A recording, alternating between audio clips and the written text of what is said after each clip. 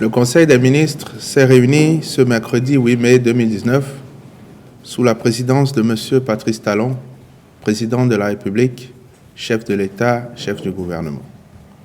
Au cours de la séance, les décisions ci-après ont été prises. Au titre des mesures normatives, création de la commission ad hoc d'appel d'offres pour la sélection des opérateurs en vue de la gestion par affermage du service public de production, de transport et de distribution d'eau potable en milieu rural. Dans le cadre de la mise en œuvre de sa politique pour l'accès universel à l'eau potable aux populations béninoises à l'horizon 2021, le gouvernement a procédé à la réforme institutionnelle du sous-secteur de l'hydraulique en milieu rural. Celle-ci a abouti à la création de l'Agence nationale d'approvisionnement en eau potable en milieu rural. En plus de la maîtrise d'ouvrage, la dite agence doit assurer la gestion durable du patrimoine hydraulique relevant de sa mission à travers un partenariat public-privé nécessitant le recrutement d'opérateurs privés de référence pour la gestion par affermage du service public de production, de transport et de distribution d'eau potable.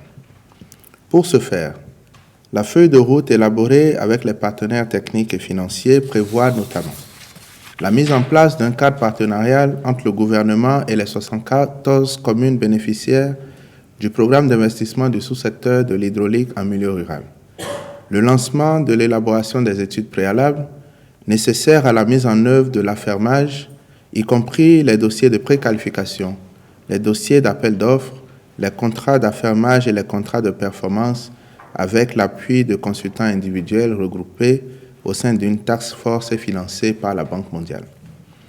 Mais avant la publication du dossier de préqualification des opérateurs, la mise en place de la commission ad hoc est indispensable.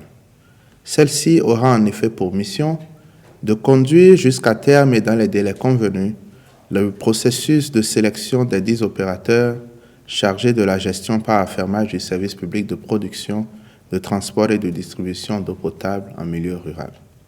C'est pourquoi le Conseil des ministres a adopté ce décret et instruit les ministres concernés par le dossier d'accomplir toutes les diligences nécessaires à l'effet de permettre à la Commission de remplir sa mission.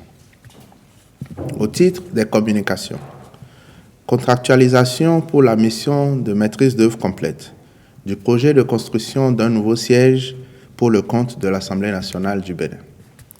Le gouvernement avait pris acte, au cours de sa séance du 16 mai 2018, de la volonté de l'Assemblée nationale d'arrêter les travaux de construction du siège de l'institution suite aux nombreuses irrégularités relevées sur l'actuel chantier par l'audit diligenté. La décision a donc été prise de construire un nouvel édifice à un autre emplacement. Le nouveau site retenu est le domaine de l'ex-gendarmerie nationale, situé à proximité de l'actuel siège de l'Assemblée nationale. Les consultations engagées ont permis de retenir le cabinet Kéré Architecture, dont la proposition, en plus d'être très originale, est avantageuse pour l'État sur le plan financier.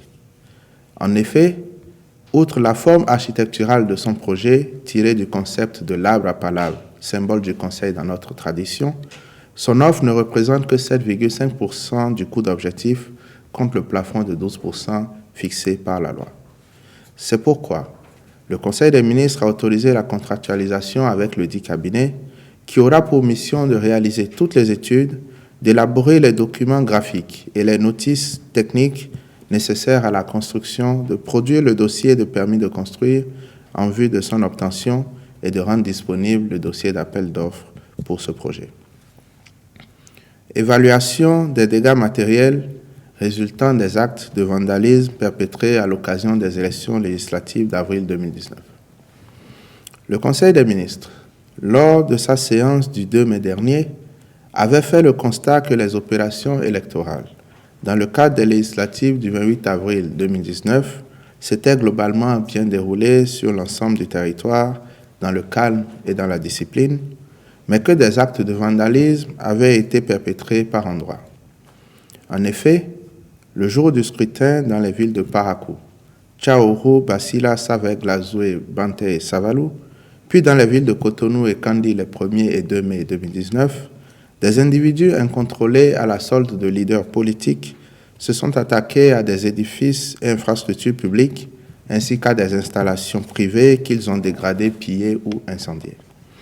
Les enquêtes en cours nécessitent une connaissance précise de l'envergure et de l'évaluation financière des dégâts matériels. C'est pourquoi le gouvernement, garant de l'intégrité des personnes et des biens, a décidé de commettre à cette fin un expert qualifié. Au titre des manifestations et rencontres internationales, le Conseil a marqué son accord pour la programmation de la célébration des éditions de 2019 à 2023 de la Journée mondiale de la population, successivement dans les départements du Zou, de l'Atlantique, de la Takora et de l'Ouémé. Je vous remercie.